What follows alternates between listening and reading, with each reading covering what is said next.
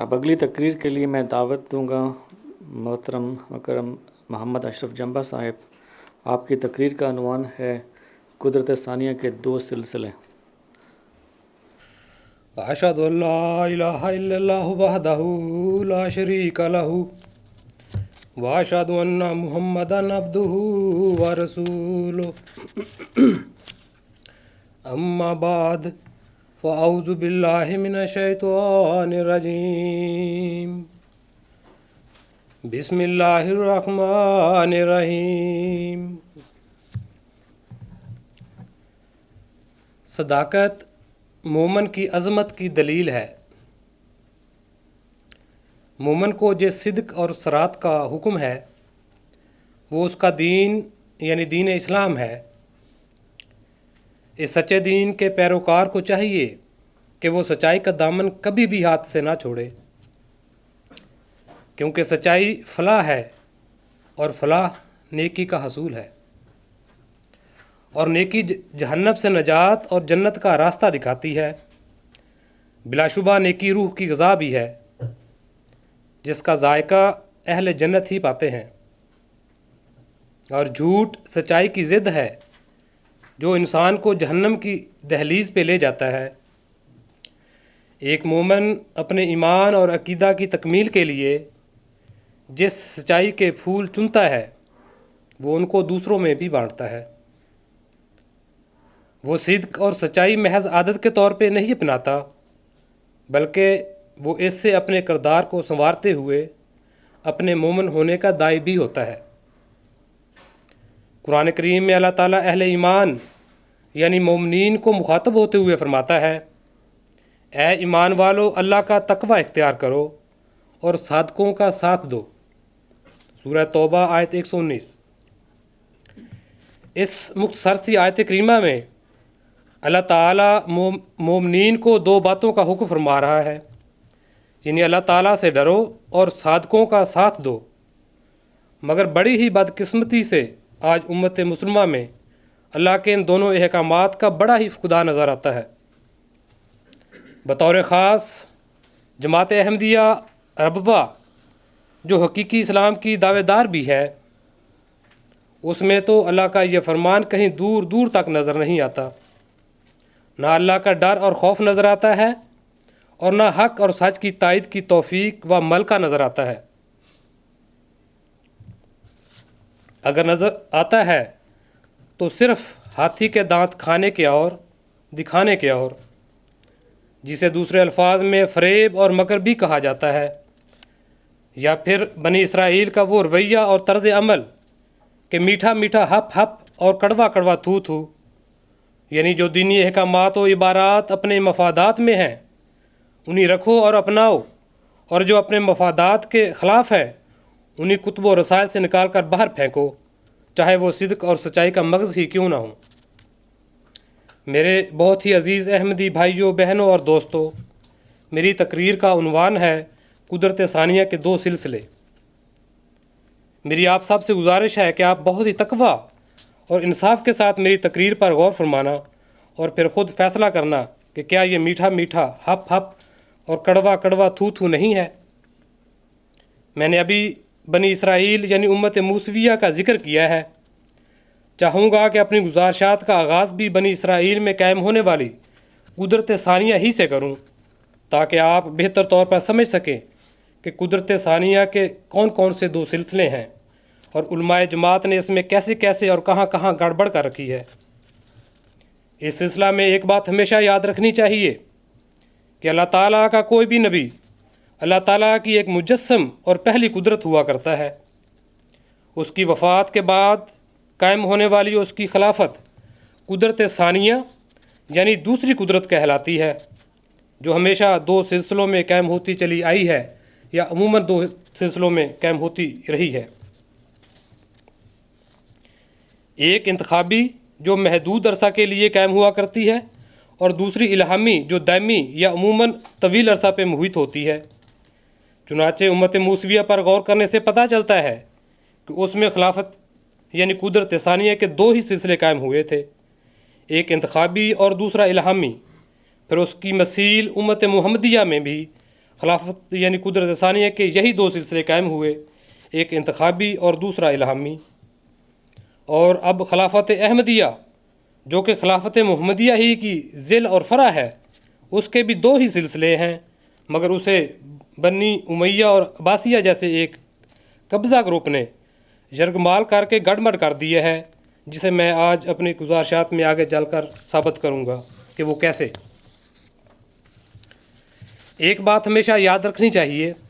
کہ حضرت مہدی موعود و مسیح موعود علیہ السلام نے اپنی کتب میں بارہا جگہ ہمارے آقا و مولا حضرت محمد مصطفیٰ صلی اللہ علیہ وآلہ وسلم کو مثیل موسیٰ قرار دیا ہے، اور پھر امت محمدیہ کو امت موسویہ کی مثیل کہا ہے، اور پھر اسی مضمون میں امت محمدیہ میں قائم ہونے والی خلافت یعنی خلافت اسلامیہ کو خلافت موسویہ کی مثیل قرار دیا ہے۔ جیسا کہ آپ علیہ السلام فرماتے ہیں، قرآن کریم میں اللہ تعالیٰ فرماتا ہے، انا ارسلنا علیکم رسولا شاہدا علیکم کما ارسلنا الی فرعون رسولا، یعنی یقیناً ہم نے تمہاری طرف ایک رسول کو بھیجا جو تم پر نگران ہے، جیسا کہ ہم نے فرعون کی طرف ایک رسول کو بھیجا تھا۔ پھر اس کی تشریح کرتے ہوئے آپ علیہ السلام فرماتے ہیں، جس کے یہ معنی ہیں کہ ہم نے ایک رسول کو جو تم پر گواہ ہے، یعنی اس بات کا گواہ کہ تم کیسی خراب حالت میں ہو، تمہاری طرف اسی رسول کی مانند بھیجا ہے جو فرعون کی طرف بھیجا گیا تھا۔ اس آیت میں اللہ جل شانہ نے ہمارے نبی کریم صلی اللہ علیہ وسلم کو مثیل موسیٰ قرار دیا ہے۔ پھر سورہ نور میں سلسلہ خلافت محمدیہ کو سلسلہ خلافت موسویہ کا مثیل ٹھہرا دیا ہے۔ پھر حضور مزید فرماتے ہیں، کیا یہ سچ نہیں ہے کہ قرآن کریم نے نہ صرف حضرت صلی اللہ علیہ وسلم کو مثیل موسیٰ قرار دیا ہے، بلکہ آیت کما استخلف الذین من قبلہم میں تمام سلسلہ خلافت محمدیہ کو سلسلہ خلافت موسویہ کا مثیل قرار دے دیا۔ یعنی یہاں مختصر سی تشریح میں حضور علیہ السلام نے واضح طور پہ حضور صلی اللہ علیہ وسلم کو مثیل موسیٰ اور سورہ نور، جس سے جماعت احمدیہ بار بار اپنی خلافت پہ چسپاں کرنے کی کوشش کرتی ہے،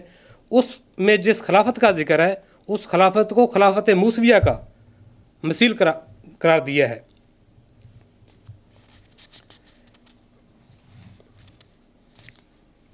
پھر حضور فرماتے ہیں، پس اس صورت میں قطعاً و جواباً لازم آتا ہے کہ سلسلہ خلافت اسلامیہ کے آخر میں ایک مثیل عیسیٰ پیدا ہو، اور چونکہ اول اور آخر کی مشابہت ثابت ہونے سے تمام سلسلہ کی مشابہت ثابت ہو جاتی ہے، اس لیے خدا تعالیٰ کے پاک نبیوں کی کتابوں میں جا بجا انہی دونوں مشابہتوں پر زور دیا گیا ہے۔ اول اور آخر کے دشمنوں میں بھی مشابہت ثابت کی گئی ہے، یعنی یہاں حضور علیہ السلام امت محمدیہ کو بھی امت موسویہ کی مثیل کہہ رہے ہیں، یعنی کہ اول اور آخر کی مشابہت جب ثابت ہو جاتی ہے تو درمیان کا سلسلہ قدرتی طور پہ اس کے مشابہ ہو جاتا ہے۔ اچھا، یہاں ایک بات بڑی ہی قابل غور ہے، جب بھی سورہ نور یعنی وعد اللہ الذی کا ذکر آتا ہے اور اس میں خلافت جس کا اللہ تعالیٰ نے ذکر فرمایا ہے اس کی مماثلت خلافت امت موسویہ کی طرف بات چلی جاتی ہے، تو جماعت کے لوگ یعنی جماعت احمدیہ ربوہ کے لوگ فوراً یہاں سے نکل کر ایک حدیث جسے ثم ساکتہ کہا گیا ہے اس کی طرف بھاگنے کی کوشش کرتے ہیں۔ تو اس کا ذکر بھی میں تھوڑا سا یہاں پہ کر دیتا ہوں۔ حضور ہی کے بقول حضور علیہ السلام فرماتے ہیں، حق وہی ہے جو قرآن نے فرمایا، اور حدیثیں وہ ماننے کے لائق ہیں جو اپنے قصوں میں قرآن کے بیان کردہ قصوں سے مخالف نہیں۔ پھر بعد اس کے یہ فیصلہ بھی قرآن شریف نے ہی سورہ نور میں لفظ منکم کے ساتھ کر دیا ہے کہ اس دین کے تمام خلیفے اسی امت میں پیدا ہوں گے، نہ کہ منتخب ہوں گے، اور وہ خلفاء سلسلہ موسویہ کے مثیل ہوں گے، اور صرف ایک ان میں سلسلہ کے آخر میں موعود ہوگا جو عیسیٰ ابن مریم کے مشابہ ہوگا، باقی موعود نہیں ہوں گے، یعنی ان کا دعویٰ کرنا ضروری نہیں۔ روحانی خزائن جلد 20 صفحہ 39 تا 40۔ ان دونوں اقتباسات میں حضور علیہ السلام سورہ نور اور لفظ منکم کا حوالہ دیتے ہوئے دو باتوں کی وضاحت فرما رہے ہیں۔ نمبر 1 حضور صلی اللہ علیہ وسلم مسیل موسیٰ تھے. نمبر 2 آپ صلی اللہ علیہ وسلم کے بعد خلافت اسلامیہ یعنی قدرت ثانیہ یا جسے اسلامی قدرت ثانیہ کہہ سکتے ہیں جس کا ذکر سورہ نور میں ہے خلافت موسویہ کی مثیل ہے. اب خلافت موسویہ کے 2 سلسلے جیسے کہ میں نے ابھی ذکر کیا اس کے 2 سلسلے تھے. اب دیکھنا یہ ہے کہ خلافت اسلامیہ خلافت موسویہ کے کس سلسلے کی مثیل بنتی ہے جس کا ذکر میں آپ آگے جا کے انشاءاللہ کروں گا. آئیے آپ دیکھتے ہیں کہ جس سورہ نور کا حضور علیہ السلام حوالہ دے رہے ہیں وہ ہمیں کیا کہتی ہے اور اس میں اللہ تعالیٰ کون سی خلافتوں کا ذکر فرما رہا ہے. سورہ نور میں اللہ تعالیٰ فرماتا ہے وعد اللہ الذی آمنوا منکم وعملوا الصالحات لا یستخلفنہم فی الارض کما استخلف الذین من قبلہم ولا یمکنن لہم دینہم الذی ارتضی لہم ولا یبدلنہم من بعد خوف آمنا یعبدونی لا یشرکون بشیء فمن کفر بعد ذلک فاولئک هم الفاسقون. اس میں اللہ تعالیٰ فرما رہا ہے تم میں سے جو لوگ ایمان لائے اور نیک اعمال بجا لائے ان سے اللہ تعالیٰ نے پختہ وعدہ کیا ہے کہ انہیں ضرور زمین میں خلیفہ بنائے گا جیسا کہ اس نے ان سے پہلے لوگوں کو خلیفہ بنایا اور ان کے لیے ان کے دین کو جو اس نے ان کے لیے پسند کیا ضرور تمکنت عطا کرے گا اور ان کی خوف کی حالت کے بعد ضرور انہیں امن کی حالت میں بدل دے گا. وہ میری عبادت کریں گے میرے ساتھ کسی کو شریک نہیں ٹھہرائیں گے اور جو اس کے بعد بھی ناشکری کرے تو یہی وہ لوگ ہیں جو نافرمان ہیں. اور حضرت اقدس مہدی موعود و مسیح موعود نے اس کے ترجمہ میں آخری فقرے کے جو ترجمہ کیا وہ یوں فرمایا کہ اور جو لوگ اس کے بعد بھی انکار کریں گے وہ فاسقوں میں سے قرار دیے جائیں گے. یہ آیت مکمل طور پر حضور کے فرمودات جس کا میں نے ابھی اوپر ذکر کیا ہے اس کی تائید فرما رہی ہے. اس آیت کریمہ میں اللہ تعالیٰ 2 خلافتوں یعنی قدرت ثانیہ کا ذکر فرما رہا ہے. ایک حضور صلی اللہ علیہ وسلم سے پہلے کسی امت میں قائم ہونے والی خلافت یعنی قدرت ثانیہ کا اور دوسرا پھر اس خلافت کی مثیل یعنی اسی طرز پر قائم ہونے والی خلافت حضور صلی اللہ علیہ وسلم کی امت میں قائم ہونے والی خلافت یعنی خلافت اسلامیہ یا قدرت ثانیہ کا جس کی وضاحت کرتے ہوئے حضور علیہ السلام فرماتے ہیں یعنی جن 2 خلافتوں کا اس آیت میں ذکر ہے ان دونوں خلافتوں کا ذکر کرتے ہوئے حضور فرماتے ہیں کہ وہ کون کون سی خلافتیں ہیں. حضور نے یہاں پہ ان دونوں خلافتوں کی وضاحت بھی فرما دی. حضور علیہ السلام فرماتے ہیں خدا تعالیٰ نے ان لوگوں کے لیے جو ایماندار ہیں اور نیک کام کرتے ہیں وعدہ فرمایا ہے جو ان کو زمین پر انہی خلیفوں کی مانند جو ان سے پہلے گزر چکے ہیں خلیفے مقرر فرمائے گا. اس آیت میں پہلے خلیفوں سے مراد حضرت موسیٰ کی امت کے خلیفے ہیں جن کو اللہ تعالیٰ نے حضرت موسیٰ کی شریعت کو قائم کرنے کے لیے پے در پہ بھیجا اور خاص کر کسی صدی کو ایسے خلیفوں سے جو دین موسوی کے مجدد تھے خالی نہیں جانے دیا. یعنی حضور نے فیصلہ کر دیا کہ وہ کون سی خلافت تھی جنہیں جو الہامی خلافت تھی جو حضرت موسیٰ علیہ السلام کی شریعت کو کھڑی کرنے والے مجدد تھے جنہیں آج ہم نبی بھی کہتے ہیں یعنی الہامی خلافت. اب امت مسلمہ میں اگر کسی خلافت کو ڈھونڈنا ہے تو الہامی خلافت کو ڈھونڈنا پڑے گا نہ کہ انتخابی خلافت کو ورنہ وہ اس کی مثیل نہیں ٹھہرے گی. یہ حوالہ ہے تحفہ گولڈویہ روحانی خزائن جلد 17 صفحہ 123. حضور نے یہاں وضاحت فرما دی کہ اس آیت میں پہلے خلیفوں سے مراد حضرت موسیٰ کی امت کے مجدد یعنی الہامی خلیفے تھے جو ہر صدی کے سر پر مبعوث ہو کر شریعت موسوی کو قائم کرتے رہے جنہیں ہم نبی کہتے ہیں. اور اللہ تعالیٰ اس آیت میں حضور صلی اللہ علیہ وسلم کے بعد بھی ایسی ہی خلافت یعنی قدرت ثانیہ کا وعدہ فرما رہا ہے. لہٰذا اسلامی خلافت یا اسلامی قدرت ثانیہ کو پرکھنے کے لیے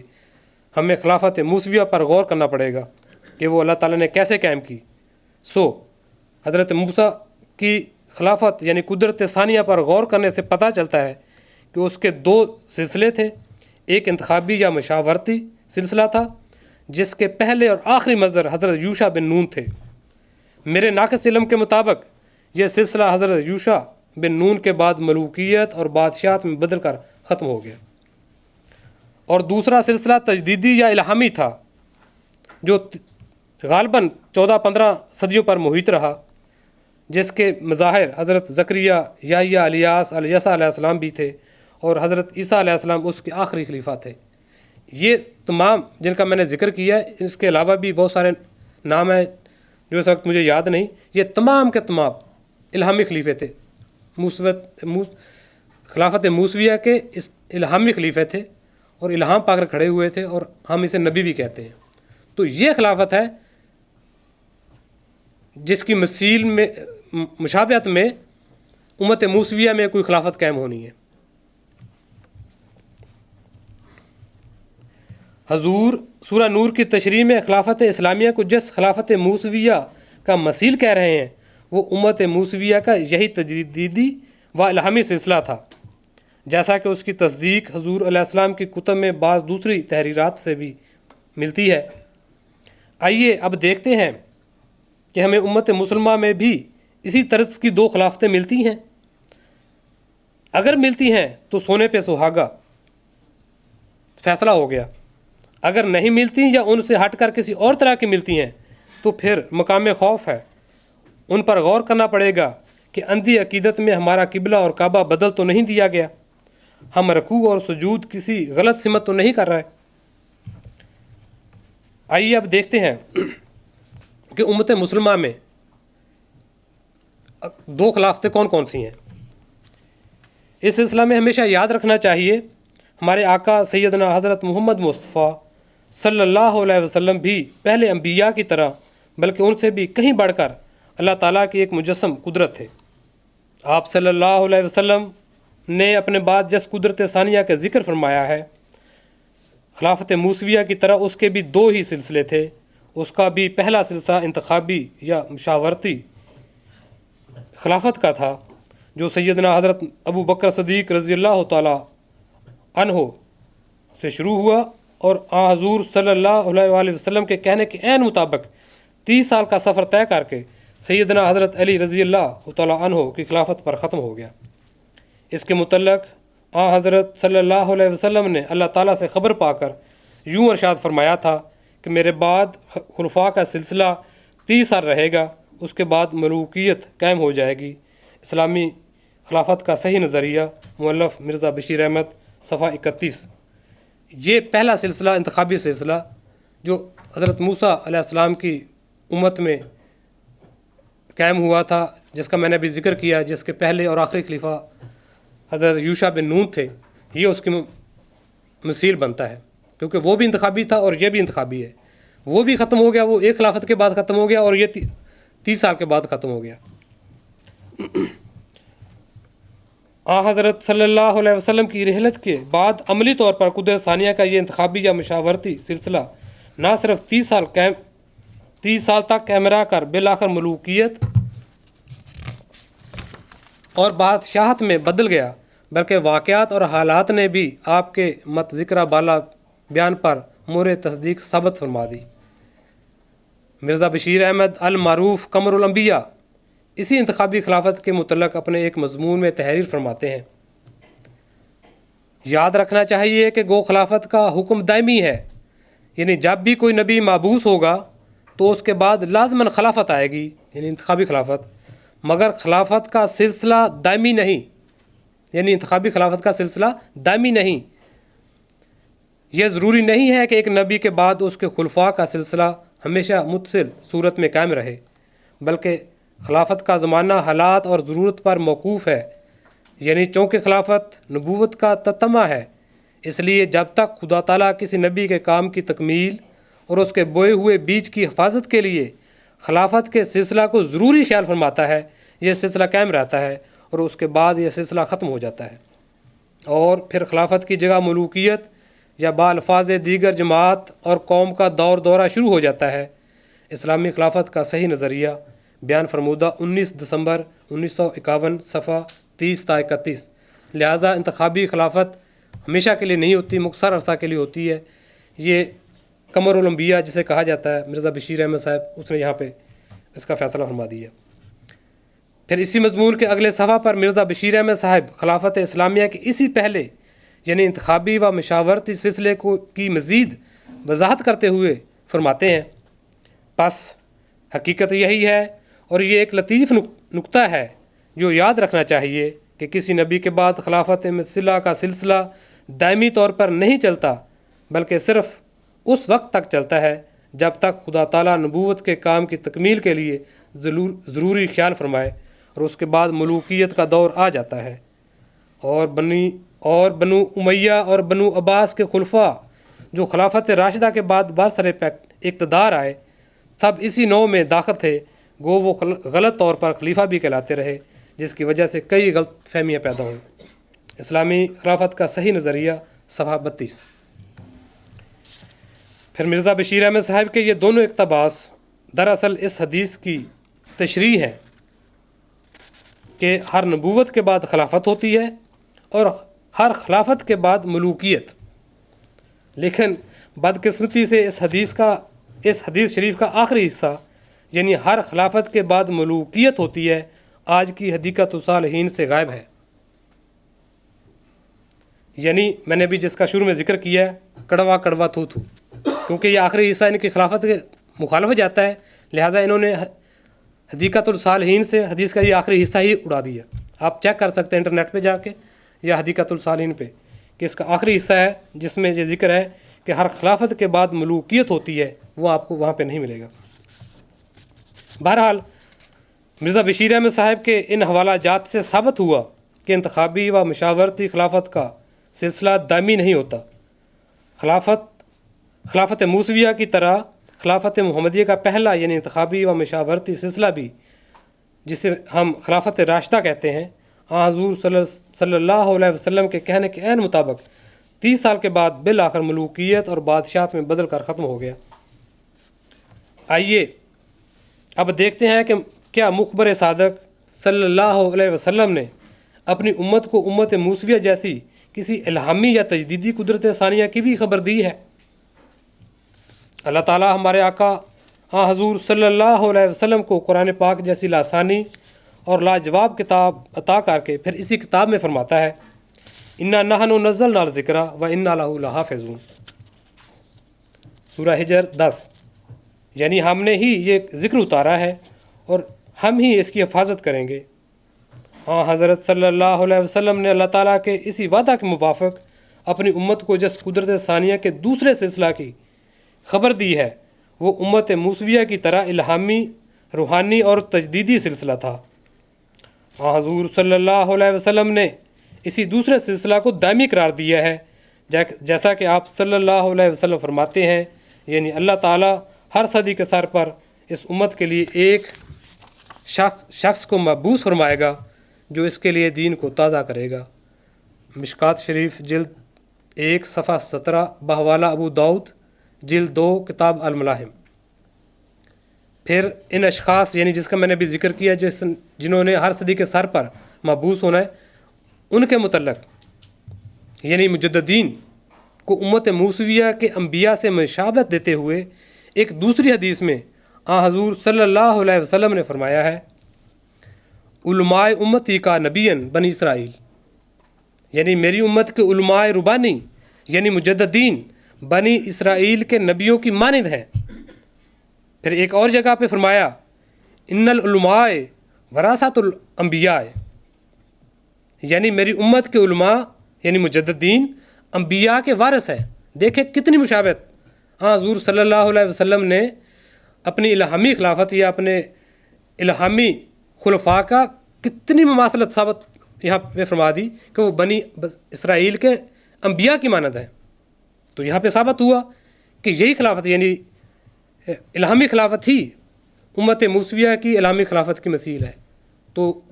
انتخابی خلافت بطور خاص احمدی خلافت تو کسی زمرے میں ہی نہیں آتی۔ پھر حضرت مہدی و مسیح موعود علیہ السلام ان احادیث مبارکہ کا مفہوم بیان کرتے ہوئے فرماتے ہیں، ہر ایک زمانہ کی مشکلات کے مناسب حال ان مشکلات کو حل کرنے والے روحانی معلم یعنی مجددین بھیجے جاتے ہیں جو وارث رسل ہوتے ہیں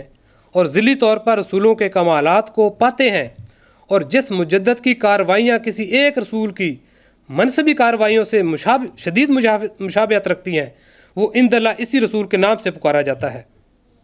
روحانی خزائن جلد 6 صفحہ 348۔ بعد ازاں حالات اور واقعات نے اس سچائی پر بھی مہر تصدیق ثبت فرما دی کہ آپ صلی اللہ علیہ وسلم کے بعد قدرت ثانیہ کا یہ دوسرا الہامی اور تجدیدی سلسلہ ہی دراصل دائمی تھا، کیونکہ یہ سلسلہ آج تک جاری و ساری ہے اور ہمارے ایمان کے مطابق انشاءاللہ تعالیٰ قیامت تک جاری رہے گا، کیونکہ یہ اللہ تعالیٰ کے آخری دین یعنی دین اسلام کی تجدید کا آخری سلسلہ ہے۔ سیدنا حضرت مہدی موعود و مسیح موعود علیہ السلام بذات خود حضرت صلی اللہ علیہ وسلم کے بیان فرمودہ قدرت ثانیہ کے اسی دائمی سلسلہ کے 13ویں مظہر تھے، جیسا کہ حضور علیہ السلام سورہ نور ہی کا حوالہ دیتے ہوئے فرماتے ہیں۔ یہاں حضور علیہ السلام سورۃ نور کا حوالہ دیتے ہوئے فرماتے ہیں، میں سچ سچ کہتا ہوں کہ خدا تعالیٰ اسی طرح زندہ ہے جس طرح حضرت صلی اللہ علیہ وسلم کے زمانہ میں زندہ تھا۔ خدا تعالیٰ نے ہمیں ایک خاص مقام پر پہنچانے کا وعدہ کیا تھا، کیا اب وہ ہمیں راستے میں ہی چھوڑ دے گا؟ مثال کے طور پر بیان کرتا ہوں کہ مثلاً ایک اندھے سے کسی نے وعدہ کیا کہ تمہیں مدراس یا کلکتہ تک پہنچا دیں گے، مگر جب وہ نصف راستہ پہنچا تو اس کو چھوڑ دیا گیا۔ اب وہ نہ ادھر کا رہا نہ ادھر کا۔ کیا یہ انصاف ہے؟ ظلم نہیں؟ ہم خدا تعالیٰ پر ایسا الزام نہیں لگا سکتے کہ اس نے وعدہ تو کیا کہ قیامت تک خلفاء اور مجددین کا سلسلہ جاری رکھوں گا، مگر ایک خاص وقت کے بعد اس نے ایسا کرنا چھوڑ دیا، یعنی نعوذ باللہ وعدہ خلافی کر لی۔ سورہ نور میں آیت اس استخلاف کو غور سے پڑھ کر دیکھ لو، میں بھی اسی وعدہ کے موافق آیا ہوں اور اسی واسطے موعود کہلاتا ہوں۔ عزیز دوستو، ثابت ہوا کہ امت موسویہ کی طرح دین اسلام میں بھی قدرت ثانیہ کا یہی الہامی اور تجدیدی سلسلہ حقیقی ہے جو قیامت تک کے لیے جاری و ساری ہے۔ مزید برآں چونکہ اللہ تعالیٰ نے فنافی اور رسول ہونے کی بدولت ہمارے آقا حضرت مرزا غلام احمد کو اپنے آقا حضرت محمد مصطفیٰ صلی اللہ علیہ وسلم کا کامل ذل بنایا تھا، اس لیے یہ کیسے ممکن تھا کہ اللہ تعالیٰ آپ کی جماعت کو آپ کے آقا صلی اللہ علیہ وسلم کی امت کا ذل نہ بناتا۔ یقینی طور پر جس طرح آقا اور غلام میں اللہ تعالیٰ نے باہم ذلی مشابہت پیدا کی تھی، اسی طرح اس نے ان کی جماعتوں میں بھی باہم ذلی مشابہت پیدا کی ہے۔ یہ بات انتہائی اہم اور یاد رکھنے کے لائق ہے کہ احمدی قدرت ثانیہ محمدی قدرت ثانیہ کا ہی ذل اور تسلسل ہے، اور ذل کے لیے کبھی ممکن نہیں وہ کسی بھی رنگ میں اپنے آقا اپنے اصل پر برتری حاصل کر لے۔ یہاں اس بات کی تشریح ہو رہی ہے کہ اگر محمد صلی اللہ علیہ وآلہ وسلم کی بعد انتخابی خلافت 30 سال کے بعد ختم ہوگی تو کیا اس کے غلام کی جو اس کی ذل ہے اس کی انتخابی خلافت قیامت تک چلی جائے گی؟ ہرگز نہیں، یہ کبھی بھی قابل قبول بات نہیں ہے۔ اور یہ بات بھی یاد رکھنے کے لائق ہے کہ انتخابی اور مشاورتی خلافت راشدہ کے اختتام کے بعد الہامی یا تجدیدی خلافت کا سلسلہ جاری و ساری رہتا ہے، جیسا کہ مرزا بشیر احمد صاحب فرماتے ہیں۔ اس جگہ یہ ذکر بھی ضروری ہے کہ ملوکیت کے دور سے یہ مراد ہرگز نہیں کہ اس دور میں روحانی یعنی تجدیدی خلافت کا سلسلہ ختم ہو جاتا ہے، بلکہ مراد یہ ہے کہ جہاں نبوت اور اس کے ساتھ آنے والی متصل خلافت کے دوروں میں روحانی اور دینی سیاست و تنظیم کی نہریں گویا ایک ہی وسیع دریا کی صورت میں مخلوط طور پر چلتی ہیں، وہاں نبوت سے متصل آنے والی خلافت کے بعد یہ مخلوط دریا 2 جدا گانہ نہروں میں تقسیم ہو جاتا ہے۔ ایک نہر ملوکیت یعنی دنیوی سیاست کی بن جاتی ہے جس کی باغ دوڑ بادشاہوں کے ہاتھ میں چلی جاتی ہے، اور دوسری نہر خالص روحانی خلافت کا رنگ اختیار کر لیتی ہے جو حسب ضرورت نبوت کی خدمت کے لیے ہمیشہ جاری رہتی ہے، جیسا کہ ابتدائی 4 خلفاء کے بعد اولیاء امت اور مجددین کے سلسلہ میں وقوع پذیر ہوا۔ اور ظاہر ہے کہ خلافت متصلہ کے مقابل پر جو 30 سال کے عرصہ میں ختم ہوگی، اس قسم کی روحانی اور تجدیدی خلافت کا سلسلہ دائمی ہے اور کبھی ختم نہیں ہوگا۔ اسلامی خلافت کا صحیح نظریہ صفحہ 34۔ یہ ثابت ہوا کہ خلافت موسویہ کی طرح خلافت محمدیہ، جنہیں محمدی قدرت ثانیہ کے بھی 2 سلسلے تھے، ایک انتخابی و مشاورتی جو 30 سال رہا، اور دوسرا الہامی و تجدیدی جو قیامت تک کے لیے جاری و ساری ہے، جن کی واضح خبریں حضور صلی اللہ علیہ وسلم نے اپنی امت کو دی ہوئی ہیں، جس کا ذکر میں نے کیا اور جس کی وضاحت مرزا بشیر احمد صاحب کی ان تحریرات سے بھی مل رہی ہیں۔ آئیے اب دیکھتے ہیں کہ کیا حضرت مہدی و مسیح موعود علیہ السلام نے بھی اپنے بعد کسی قدرت ثانیہ کا ذکر فرمایا ہے؟ اگر فرمایا ہے تو وہ کون کون سی قدرت ثانیہ ہے، اس کا مقام و مرتبہ کیا ہے؟ عزیز دوستو، آگے بڑھنے سے پہلے اس بات کی وضاحت کرتا چلوں کہ حضرت مہدی و مسیح موعود علیہ السلام ایک عام انسان نہیں تھے، بلکہ ایک سخت ذہین و فہیم، صاحب علم و بصیرت اور صاحب الہام انسان تھے۔ بلکہ ہم تو یہ بھی یقین رکھتے ہیں کہ حضرت صلی اللہ علیہ وسلم کے بعد امت محمدیہ میں آپ علیہ السلام کا فہم اور علم امت محمدیہ کے مجموعی علم اور فہم سے کہیں بڑھ کر ہے۔ آپ علیہ السلام جانتے تھے کہ حضرت صلی اللہ علیہ وسلم نے اپنے بعد قدرت ثانیہ کی پیشگوئی فرمائی تھی، اور آپ علیہ السلام یہ بھی بخوبی جانتے تھے کہ حضرت صلی اللہ علیہ وسلم نے جس رنگ میں اپنے اصحاب رضی اللہ کی تربیت فرمائی تھی، ایسی تربیت امت محمدیہ میں کوئی دوسرا انسان اپنے اصحاب کی نہیں کر سکتا۔ لیکن پھر بھی حضور صلی اللہ علیہ وسلم کے بعد خلافت راشدہ کے رنگ میں قدرت ثانیہ کا یہ سلسلہ بمشکل 30 سال تک جاری رہ کر بعد ازاں خلافت کے نام پر ملوکیت اور بادشاہت میں بدل گیا۔ آپ علیہ السلام یہ بھی جانتے تھے کہ ان ملوکوں اور بادشاہوں یعنی قبضہ گروپوں کے ہاتھوں جو خلافت کے نام پر حضرت صلی اللہ علیہ وسلم کے جانشین بن بیٹھے تھے، حضرت صلی اللہ علیہ وسلم کے بہت سارے اصحاب ذلیل و خوار ہوئے تھے۔ مزید برآں آپ صلی اللہ علیہ وسلم کی آل اور نواسے کو بھی ان نام نہاد خلیفوں کے حکم پر میدان کربلا میں طے کیا گیا تھا۔ آپ علیہ السلام بخوبی جانتے تھے کہ انتخابی خلفاء یا جانشینوں کا سلسلہ دائمی طور پر رشد و ہدایت پر قائم نہیں رہ سکتا، اس لیے آپ علیہ السلام نے بھی اپنے بعد قدرت ثانیہ کے 2 سلسلوں کی وضاحت کرتے ہوئے اپنے رسالہ الوصیت میں تحریر فرمایا، اور چاہیے کہ جماعت کے بزرگ جو نفس پاک رکھتے ہیں میرے نام پر میرے بعد لوگوں سے بیعت لیں۔ یہاں پہ ایک نقطہ یہ بھی قابل غور ہے، حضور نے جہاں صیغہ واحد نہیں استعمال کیا بلکہ جمع کا استعمال کیا ہے، یعنی بیعت لیں، یہ نہیں فرمایا بیعت لے۔ میں پھر عرض کر دیتا ہوں، اور چاہیے کہ جماعت کے بزرگ جو نفس پاک رکھتے ہیں میرے نام پر میرے بعد لوگوں سے بیعت لیں۔ خدا تعالیٰ چاہتا ہے کہ ان تمام روحوں کو جو زمین کے متفرق آبادیوں میں آباد ہیں، کیا یورپ اور کیا ایشیا، ان سب کو جو نیک فطرت رکھتے ہیں توحید کی طرف کھینچے اور اپنے بندوں کو دین واحد پر جمع کرے۔ یہی خدا تعالیٰ کا مقصد ہے جس کے لیے میں دنیا میں بھیجا گیا، سو تم اس کی پیروی کرو، مگر نرمی اور اخلاص اور دعاؤں پر زور دینے سے، اور جب تک کوئی روح القدس پا کر کھڑا نہ ہو سب میرے بعد مل کر کام کرو۔ یعنی 2 سلسلوں کا حضور نے یہاں پہ تعین فرما دیا، ایک انتخابی اور جب تک کوئی روح القدس پا کر کھڑا نہ ہو الہامی۔ اس اقتباس میں حضور نے صاف الفاظ میں قدرت ثانیہ کے 2 سلسلوں کا تعین فرمایا ہوا ہے۔ نمبر 1، جماعت کے بزرگ جو نفس پاک رکھتے ہیں میرے نام پر میرے بعد لوگوں سے بیعت لیں۔ قدرت ثانیہ کا پہلا یعنی انتخابی و مشاورتی سلسلہ،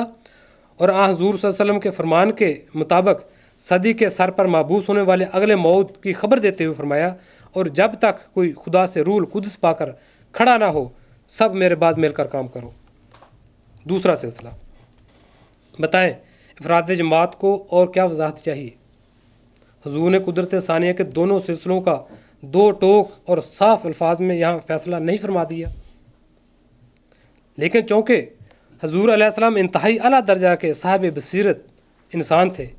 اس لیے لگتا ہے کہ حضور کو اپنے بعض شیطان صفت لوگوں کی مکاریوں کا علم تھا۔ حضور جان گئے تھے کہ میرے بعض شاطر قسم کے لوگ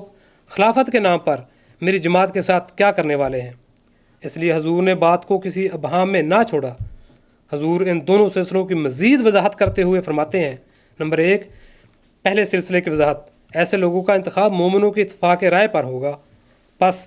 جس شخص کی نسبت 40 مومن اتفاق کریں گے وہ اس بات کے لائق ہے کہ میرے نام پر لوگوں سے بیعت لے۔ وہ بیعت لینے کا مجاز ہوگا اور چاہیے کہ وہ اپنے تائیں دوسروں کے لیے نمونہ بناوے۔ یہ پہلے سلسلہ یعنی انتخابی سلسلہ کی وضاحت۔ آگے سنیے۔ دوسرا یعنی تجدیدی اور الہامی سلسلے کی وضاحت حضور یوں فرماتے ہیں: خدا نے مجھے خبر دی ہے کہ میں تیری جماعت کے لیے تیری ہی ذریت سے ایک شخص کو قائم کروں گا اور اس کو اپنے قرب اور وحی سے مخصوص کروں گا اور اس کے ذریعے سے حق ترقی کرے گا اور بہت سے لوگ سچائی کو قبول کریں گے۔ سو ان دنوں کے منتظر رہو اور تمہیں یاد رہے کہ ہر ایک کی شناخت اس کے وقت میں ہوتی ہے اور قبل از وقت ممکن ہے کہ وہ معمولی انسان دکھائی دے یا بعض دھوکہ دینے والے خیالات کی وجہ سے قابل اعتراض ٹھہرے، جیسا کہ قبل از وقت ایک کامل انسان بننے والا بھی پیٹ میں صرف ایک نطفہ یا علقہ ہوتا ہے۔ تذکرہ صفحہ 497، روحانی خزائن جلد 20 صفحہ 306۔ حضور کے ان فرمودات سے صاف پتہ چلتا ہے کہ آپ علیہ السلام بخوبی جانتے تھے کہ حضرت صلی اللہ علیہ وسلم کے بیان فرمودہ قدرت ثانیہ کا دوسرا سلسلہ، جو کہ ہر ایک صدی کے سر پر روح القدس پا کر کھڑے ہونے والا الہامی یا تجدیدی خلفاء پر مشتمل ہے، وہی دائمی طور پر قیامت تک جاری رہنے والا سلسلہ ہے، اور آپ خود بھی اسی دائمی سلسلے کے 13ویں مظہر تھے، اور آپ نے 14ویں مگر اپنی جماعت کے لیے پہلے کی خبر بمائے علامات یہاں پر دے دی اور وضاحت فرما دی، اور وضاحت اور سختی سے متنبع کر دیا کہ جب تک کوئی روح القدس پا کر کھڑا نہ ہو سب مل جل کر کام کرو۔ سو یہ ثابت ہوا کہ سیدنا حضرت موسیٰ کی امت میں قدرت ثانیہ کے 2 سلسلے تھے، ایک انتخابی و مشاورتی سلسلہ جس کے مظہر یوشع بن نون تھے، دوسرا الہامی و تجدیدی سلسلہ جو طویل سفر طے کر کے حضرت عیسیٰ پر ختم ہوا۔ اسی طرح حضور صلی اللہ علیہ وسلم کی امت یعنی امت محمدیہ میں بھی قدرت ثانیہ کے 2 سلسلے ہیں، پہلا انتخابی و مشاورتی جس کے پہلے مظہر سیدنا حضرت ابو بکر صدیق رضی اللہ تعالیٰ عنہ تھے اور آخری سیدنا حضرت علی رضی اللہ تعالیٰ عنہ، اور دوسرا سلسلہ الہامی و تجدیدی ہے جو حقیقی اور دائمی ہے جس کے پہلے مظہر حضرت عمر بن عبد العزیز رضی اللہ تعالیٰ تھے۔ یہ سلسلہ ابھی تک جاری و ساری ہے اور ہمارے آقا حضور صلی اللہ علیہ وسلم کے فرمان کے مطابق انشاءاللہ تعالیٰ قیامت تک جاری رہے گا۔ اس طرح احمدی قدرت ثانیہ جو کہ محمدی قدرت ثانیہ ہی کے فرع اور ذیل ہے، اس کے بھی 2 ہی سلسلے ہیں۔ پہلا سلسلہ انتخابی تھا جو حضرت حکیم مولانا نور الدین صاحب کی خلافت سے شروع ہوا اور آپ کی خلافت پر ہی ختم ہو گیا۔ آپ کی وفات کے بعد یہ خاندانی گدی یعنی ملوکیت میں بدل دیا گیا، اور دوسرا سلسلہ الہامی و تجدیدی تھا جس کا پہلا محمدی قدرت ثانیہ کا 14واں مظہر حضور کا ذکی غلام مسلم موعود تھا، جس کے متعلق آپ نے فرمایا: اور جب تک کوئی روح القدس پا کر کھڑا نہ ہو سب مل جل کر کام کرو۔ یہی سلسلہ دائمی ہے انشاءاللہ تعالی۔ میرے عزیز دوستو، میں امید کرتا ہوں آپ میری گزارشات کو خوب سمجھے ہوں گے۔ اب آخر میں چاہتا ہوں کہ اپنی ان گزارشات کی پیش نظر جماعت احمدیہ ربوہ کے اس دجل عظیم کا ذکر بھی کرتا چلوں جو گزشتہ 1 صدی سے وہ قدرت ثانیہ کے نام پر معصوم احمدیوں سے کرتے چلے آ رہے ہیں۔ وہ دجل یہ ہے کہ حضور کی اس عبارت اور چاہیے کہ جماعت کے بزرگ جو نفس پاک رکھتے ہیں میرے نام پر میرے بعد لوگوں سے بیعت لیں کہ حوالہ سے افراد جماعت کے معصوم ذہنوں میں دن رات یہ بات بٹھاتے چلے آ رہے ہیں کہ حضور کی وفات کے بعد جو لوگ ان کے جانشین منتخب ہوں گے وہی قدرت ثانیہ کے مظاہر ہوں گے، اور ان جانشینوں یعنی انتخابی خلفاء کا سلسلہ ہی دائمی ہے اور یہ سلسلہ ہی قیامت تک چلے گا۔ انا للہ و انا الیہ راجعون۔ ان کا یہ دجل اس قدر سفید در سفید جھوٹ ہے کہ جس کو ان کے اپنے قمر الانبیاء جناب مرزا بشیر احمد صاحب ہی تسلیم کرنے سے انکار کرتے ہیں۔ وہ ایک جگہ پہ تحریر فرماتے ہیں: جس طرح محمدی قدرت ثانیہ کا انتخابی سلسلہ 30 سال قائم رہ کر بالآخر اختتام پذیر ہو گیا تھا، بالکل اسی طرح احمدی قدرت ثانیہ کا یہ سلسلہ یہ انتخابی سلسلہ بھی کچھ وقت جاری رہ کر بالآخر اختتام پذیر ہو جائے گا۔ پھر وہ مزید تحریر فرماتے ہیں، سو جب احمدیت کا نظام اسلام کے نظام کی فرع اور اسی کا حصہ ہے تو اس میں کیا شبہ ہے کہ وہ بھی اسی الہی تقدیر کے تابع ہے جو اسلام کے متعلق عرش الوہیت سے جاری ہو چکی ہے۔ لیکن بہرحال یہ اٹل تقدیر ظاہر ہو کر رہے گی کہ کسی وقت احمدیت کی خلافت متصلہ بھی ملوکیت کو جگہ دے کر پیچھے ہٹ جائے گی۔ وہ تو فرماتے ہیں کہ پیچھے ہٹ جائے گی، لیکن ہمارے عقیدہ اور پختہ ایمان کے مطابق وہ ہٹ چکی ہے، یعنی حضرت خلیفۃ المسیح اول کے بعد یہ خلافت اپنی اصل غرض و غایت کھو کر خاندانی گدی میں بدل چکی ہے۔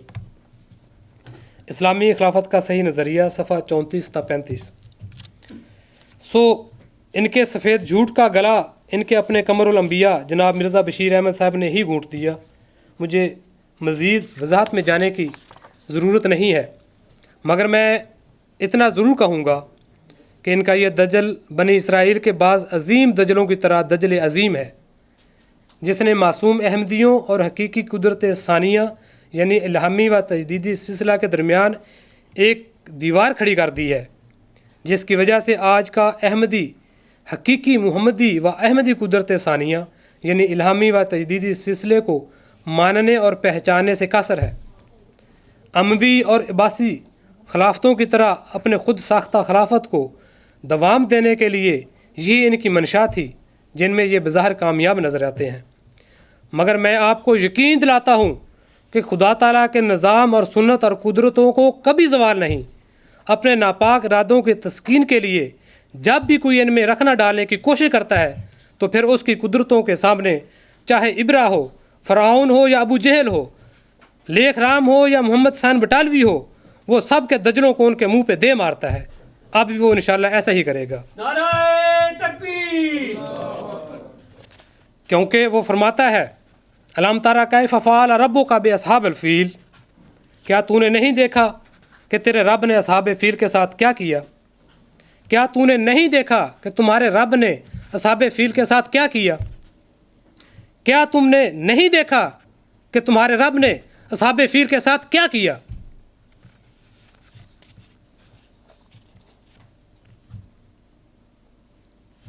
خدا کی قسم، اس رب عظیم نے آج کی بلاد دمشق کو خبردار کرتے ہوئے قدرت ثانیہ کے متعلق اپنے مہدی پاک کو بھی یہی خبر دے رکھی ہے کہ صاحب لا کا غلام زکیہ رب حبلی ذریتاً طیبتاً انا نبشرو کا بے غلام اسمہ یحییٰ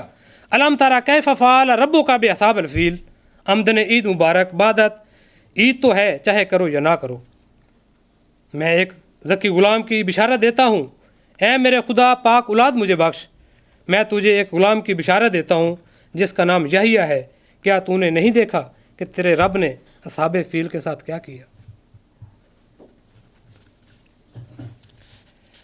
اب آخر میں جماعت احمدیہ ربوہ کے قدرت ثانیہ کے مظہر ثانی کے ایک سہنے نظام نو کو، جسے افراد جماعت اپنی قدرت، اپنی ترقی اور برکات کی دلیل سمجھتے ہیں، اس کے ذکر کے ساتھ جڑے ہوئے ایک سوال پہ اپنی تقریر کو ختم کروں گا۔ مرزا بشیر الدین محمود احمد صاحب خلیفہ بننے کے بعد حضرت مہدی و مسیح موعود علیہ السلام کی جماعت کو 3 ٹکڑوں میں تقسیم کرتے ہوئے فرماتے ہیں، ذرا غور فرمائیے۔ وہ لکھتے ہیں، میں جماعت کو آئندہ 3 گروہوں میں تقسیم کرتا ہوں، یعنی حضرت مرزا صاحب علیہ السلام کی جماعت کا یہ حال کر رہے ہیں۔ وہ لکھتے ہیں، میں جماعت کو آئندہ 3 گروہوں میں تقسیم کرتا ہوں۔ اول اطفال الاحمدیہ 8 سے 15 سال تک، دوم خدام الاحمدیہ 15 سے 40 سال تک، سوم انصار الاحمدیہ 40 سے اوپر تک۔ ہر احمدی کا فرض ہے کہ وہ اپنی اپنی عمر کے مطابق کسی نہ کسی مجلس کا ممبر بنے۔ مشعل راہ جلد 1 صفحہ 213، از مرزا بشیر الدین محمود احمد، سبیل الارشاد جلد اول صفحہ 25۔ اس کے مزید آگے فرماتے ہیں، ہر وہ نوجوان جو خدام الاحمدیہ میں شامل ہونے کی عمر رکھتا ہے لیکن وہ اس میں شامل نہیں ہوا، اس نے ایک قومی جرم کا ارتکاب کیا۔ اگر کوئی شخص ایسا ہے جو 40 سال سے اوپر کی عمر رکھتا ہے مگر وہ انصار اللہ کے مجلس میں شامل نہیں ہوا تو اس نے بھی قومی جرم کا ارتکاب کیا۔ اور اگر کوئی بچہ اطفال الاحمدیہ میں شامل ہونے کی عمر رکھتا ہے اور اس کے ماں باپ نے اسے اطفال الاحمدیہ میں شامل نہیں کیا تو اس کے ماں باپ نے ایک قومی جرم کا ارتکاب کیا۔ مشعل راہ جلد 1 صفحہ 218، از مرزا بشیر الدین محمود احمد، سبیل الارشاد جلد اول صفحہ 28۔ اب ذرا سنیے گا آگے کیا فرماتے ہیں۔ لکھتے ہیں، ہر وہ احمدی جس کی 15 سے 40 سال تک عمر ہے اس کے لیے ضروری ہے کہ وہ 15 دن کے اندر اندر خدام الاحمدیہ میں اپنا نام لکھا دے۔ اگر 15 سے 40 سال تک کی عمر کا کوئی احمدی 15 دن کے اندر اندر خدام الاحمدیہ میں اپنا نام نہیں لکھائے گا تو پہلے اسے سزا دی جائے گی، اور اگر اس سے بھی اس کی اصلاح نہ ہوئی تو اسے جماعت سے خارج کر دیا جائے گا۔ یہ ان کی برکات اور ترقی کے راز ہیں۔ مشعل راہ نمبر 1 صفحہ 207، از مرزا بشیر الدین محمود احمد، سبیل الارشاد جلد اول صفحہ 16۔ اب سزا کیا ہے وہ بھی سن لیں۔ جن لوگوں نے یہ کہا کہ ہم سزا نہیں لیتے، ہم خدام الاحمدیہ کے ممبر نہیں رہنا چاہتے، یعنی الی اکراف الدین، ان کے متعلق خدام الاحمدیہ فوراً ایک کمیٹی بٹھا دے جو تحقیق کرے کہ ان پر جو الزام لگایا گیا ہے وہ درست ہے یا نہیں۔ الزام کیا ہے؟ جو نام نہیں لکھاتا۔ پھر جن کا جرم ثابت ہو جائے انہیں 3 دن کے مقاطعہ کی سزا دی جائے۔ ان 3 دنوں میں کسی کو اجازت نہیں ہوگی کہ ان سے بات چیت کرے، نہ باپ کو اجازت ہوگی، نہ ماں کو اجازت ہوگی، نہ بیوی کو اجازت ہوگی، نہ بیٹے کو اجازت ہوگی، اور نہ کسی اور قریبی رشتہ دار اور دوست کو اجازت ہوگی۔ اس طرح ان دنوں میں انہیں قادیان سے باہر جانے کی اجازت بھی نہیں ہوگی۔ مبادہ وہ خیال کریں کہ ان دنوں وہ قادیان سے باہر جائیں اور اس طرح وہ اپنے جرم کو چھپا لیں، بلکہ انہیں قادیان میں رہتے ہوئے یہ 3 دن پورے کرنے پڑیں گے، اور ان کی کسی قریب ترین ہستی کو بھی ان سے بولنے کی اجازت نہیں ہوگی۔ ہاں انہیں صبح و شام روٹی پہنچانا خدام الاحمدیہ کا کام ہوگا، یعنی دروگے کا کام۔ اسی طرح جن لوگوں نے وعدہ کر کے کام نہیں کیا، سوائے 10ویں جماعت کے طلباء کے جن کو مقرر کرنے میں خدام الاحمدیہ کے افسروں کی غلطی ہے، ان کے الزام کی بھی تحقیق کی جائے گی، اور جب الزام ان پر ثابت ہو جائے تو ان کو بھی 1 دن کے مقاطعہ کی سزا دی جائے گی۔ اس طرح اس عرصہ میں ماں اور باپ اور بیوی اور بچوں اور دوسرے تمام رشتہ داروں کا فرض ہے کہ جس طرح ایک گندا چیتھڑا اپنے گھر سے نکال کر پھینک دیا جاتا ہے، اسی طرح وہ اسے اپنے گھر سے نکال دیں۔ باپ بچے کو نکال دے، بھائی دوست سب اس دن کے لیے اسے قطع طلق کر لیں، اور وہ گھر چھوڑ کر مسجد یا کسی اور مناسب مقام پر چلا جائے اور 24 گھنٹے تک لگاتار وہیں رہے۔ ہاں ان لوگوں کو بھی کھانا پہنچانا، یعنی دروگے کا کام خدام الاحمدیہ کا ہوگا، مگر میں سمجھتا ہوں کہ کام کی ذمہ داری صرف 15 سے 40 سال کی عمر والوں پر ہی نہیں بلکہ اس سے اوپر اور نیچے والوں پر بھی عائد ہوتی ہے۔ مشعل راہ جلد 1 صفحہ 207 تا 208، مرزا بشیر الدین محمود احمد، سبیل الارشاد جلد اول صفحہ 17۔ پھر مزید فرماتے ہیں، اگر کوئی شخص ان مجالس میں سے کسی مجلس میں شامل نہیں ہوگا تو وہ ہرگز جماعت میں رہنے کے قابل نہیں سمجھا جائے گا۔ یہ ہیں وہ احکامات۔ ان احکامات کے بعد پھر یہ ظلم کرنے کے بعد پھر سنیے وعدہ کیا لیا جاتا ہے۔ اشہد ان لا الہ الا اللہ وحدہ لا شریک لہ واشہد ان محمدًا عبدہ ورسولہ، میں اقرار کرتی ہوں کہ دینی، قومی اور ملی مفادات کی خاطر اپنی جان، مال، وقت اور عزت کو قربان کرنے کے لیے ہر دم تیار رہوں گا، اور خلیفہ وقت جو بھی معروف